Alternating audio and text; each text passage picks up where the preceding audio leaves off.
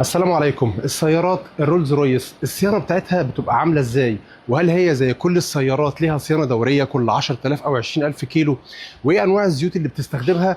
وازاي صاحب السياره بيتعامل مع الصيانه؟ وهل الصيانه كلها لازم تتم في التوكيل ولا ممكن يعمل صيانه بره؟ هوري لك دلوقتي كل التفاصيل دي. الرولز رويس كسيارة مش محتاجين نتكلم عنها وعن الفخامة اللي فيها، واللي في بعض الأنواع منها السيارة بيتم وضع تجهيزات فيها على حسب طلب العميل، والرفاهية عنوان رئيسي لكل جزء فيها بأوبشن مش موجود في سيارات كتير. لكن يا ترى الرولز رويس صيانتها الدورية بتتم ازاي؟ الموديل اللي قدامنا ده رولز رويس كولينان، معاها 4 سنوات ضمان بدون حدود لعدد الكيلومترات المقطوعة، وملهاش صيانة دورية كل 10000 كيلومتر زي أغلب السيارات، لأن السيارة دي فيها نظام صيانة ذكي كونديشن بيزد سيرفيس أو الخدمة القائمة على الحالة. النظام ده بيراقب كل أنظمة السيارة، وهو اللي بيحدد ميعاد الصيانة وإيه اللي يتعمل بناء على ظروف القيادة ومدة الاستخدام وعدد الكيلومترات. يعني ممكن النظام ده بعد 15000 كيلو مثلا يطلب تغيير الزيت فقط، أو فحص عام لكل السوائل، أو تحديث السوفت وير لو نزل له أبديت جديد، لأن الكونديشن بيزد سيرفيس زي ما قلت بيراقب كل حاجة في السيارة بدون تدخل من صاحبها. بعد ال4 سنوات ضمان ممكن صاحبها يعمل تمديد للضمان أو يعمل الصيانة بتاعتها في مراكز متخصصة في صيانة السيارة دي، ومراكز الصيانة دي بتعتمد على نفس بروتوكول أو إجراءات الصيانة اللي بتتعمل في التوكيل، من ناحية قطع الغيار الأصلية لحد المتابعة في تحديث السوفت وير. ولما سألت ابن صاحب السيارة عن نوعية الزيت اللي بيستخدمه في سيارته بعد ما خلص الضمان، قال لي إنه مرتبط بنفس المواصفة اللي التوكيل بيستخدمها في تغيير الزيت، وان المواصفه دي موجوده في زيت ريزويل RZ 800.